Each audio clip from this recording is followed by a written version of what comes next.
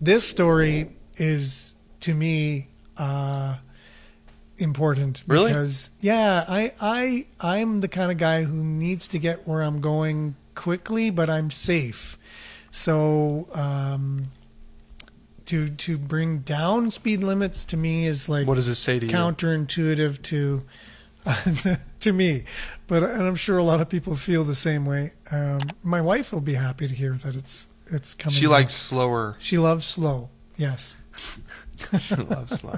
She loves safe. She's a very safe person. So there will be one neighborhood affected by this new 40-kilometer-an-hour pilot program, because unless signed otherwise, the limit is 50 kilometers an hour. So they're not changing that whole thing. They're not saying it's 40. No, it's just residential areas. They're thinking of lowering it to 40. Okay, they're thinking of doing it. Yeah, so there's a pilot neighborhood, which I want you to guess. It's in Ward 1, but it's only one part of Ward 1. Which neighborhood do you think it is? Oh, I don't know. It's the Moonglow subdivision. Moonglow, yeah. Is Southview Drive part of that? No. So it's a little further south. Yeah, further south, okay. On Regent Street. Okay. So from Arnold would be the furthest north, all the way down to Brenda, kind of. Arnold to Brenda. Brenda and St. Charles Lake.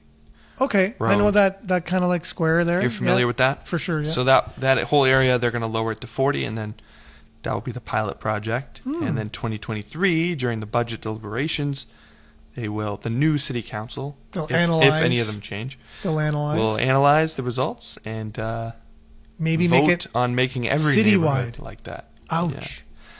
40. Well, I guess in neighborhoods, if you're driving up and down a street with children, 40 to I'll tell you, I was driving over the weekend. Sense. I was driving on, speaking of Napa Valley, that's funny. I was driving on Napa Valley in the south end, very far south end, like Algonquin area. Yeah.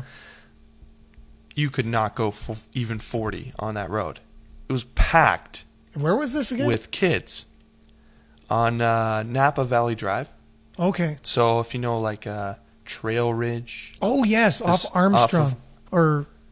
Off of Algonquin. Not Armstrong, Algonquin, yeah. You're thinking that's across the highway. Across the highway. No, but that area is just like, wow, what a great family area. Like, I wish I was 12 and I was living in that neighborhood, because it was just packed with kids just enjoying the sun over the weekend. Mm-hmm. And they were just having a blast. Yeah. Driving, like riding their bikes, playing basketball.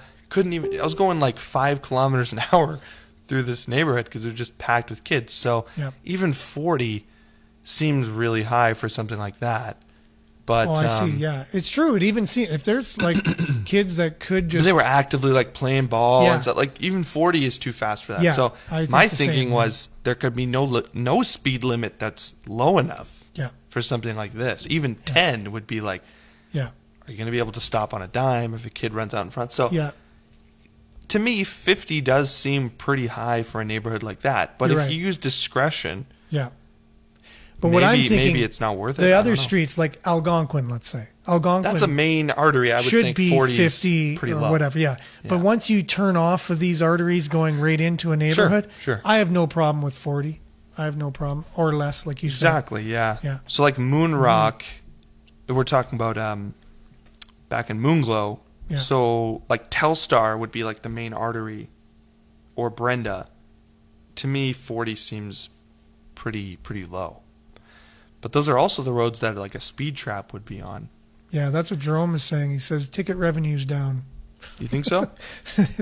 Manufactured that's speculation. Speed trap. Yeah. Well, that's, I tend to agree with most of these conspiracies, but. Yeah, no. Well, they do make money from. I remember a police officer was open and honest enough to tell me, sorry, I have to get my quota today. And I was like, terrible. Thank you for telling me that, because he got me for like 8 over. That's like nothing. That's what I mean. And it was on a highway. Oh, okay.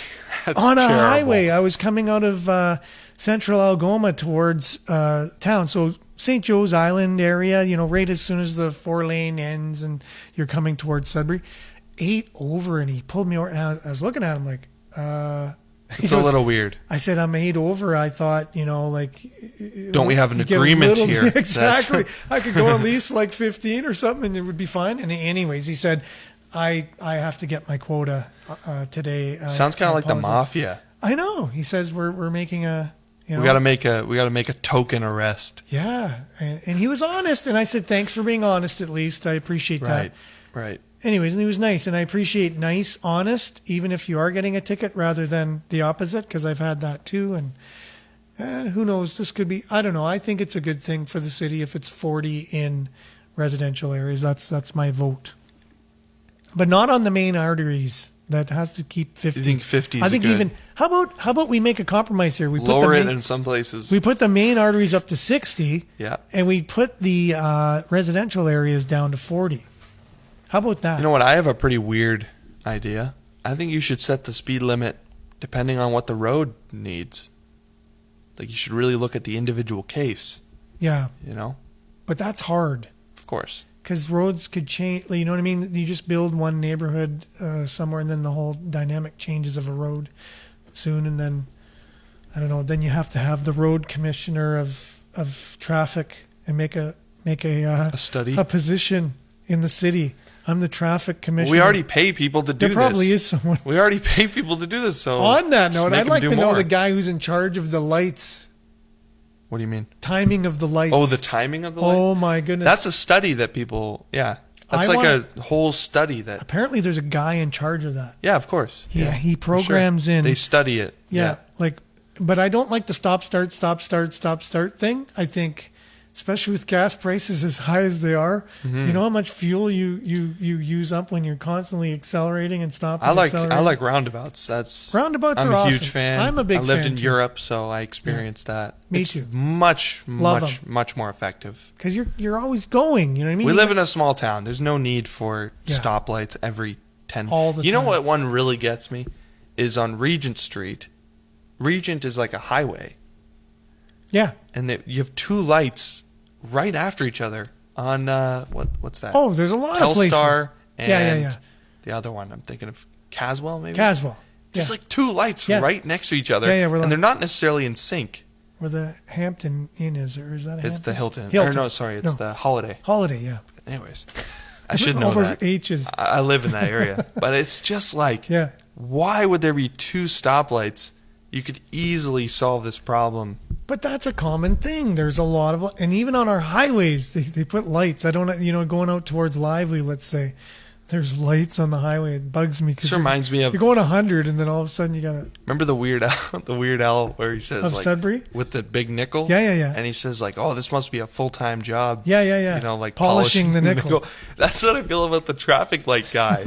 He's probably like, oh, this is a full-time job determining how long to make these lights, because some of them feel really long. I love, and others feel really short. Going through that the main artery of Sudbury from Notre Dame in the valley, all the way down Notre Dame, all the way where it turns into Paris, on like a early Sunday or late Saturday, all the lights are green. They just line up. Yeah, they're not always timed the same at the time of day. They're timed differently. Really? They're green. You just go. And I'm like, man, why couldn't you time all the lights so that way they're in groups of 3s? 3 sets turn red at the same time. 3 sets turn red at the same time. That way you're eventually going to slow traffic down eventually, but you're not every single light. And now you get people going in and out of traffic, being dangerous. Yeah, that's very to dangerous. try and beat the lights, right? I see that a lot. So, I wonder, like you were saying, you're a guy, like you're in a rush, you got places to go, and that's fine. But when people are doing like relatively dangerous things to try and make lights, it's a little concerning. I know. So why especially if you want Sudbury to be like a biking city. Yeah, you can't have people can't have that in and out of traffic trying to beat lights. Like, we don't have many bike lanes, so you're sharing the road already. Yep. And it's hard sometimes to see someone on a bike. So it's true.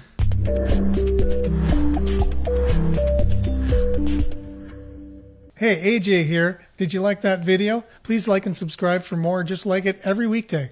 Share it with your friends so they can stay up to date with all Sudbury news.